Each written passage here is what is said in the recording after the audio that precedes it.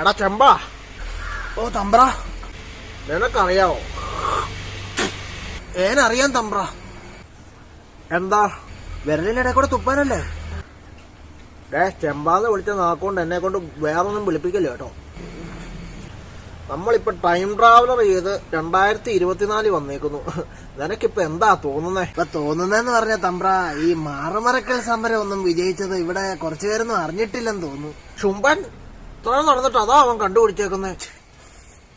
നിന്റെ കാരണവന്മാരെയൊക്കെ അതുകൊണ്ട് ആ കാണുന്ന പ്ലാവേല ഞാൻ കെട്ടിയിട്ട് അടിച്ചേക്കുന്നേ, ഓർക്കുന്നുണ്ടോ?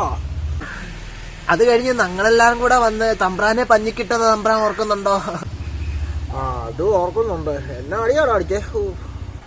പറമ്പിപ്പണിക്കൊക്കെ ഇപ്പൊ 1500 ഉറുപ്പികയാ കൂലി. എങ്ങനെ ഇരിക്കുന്നു?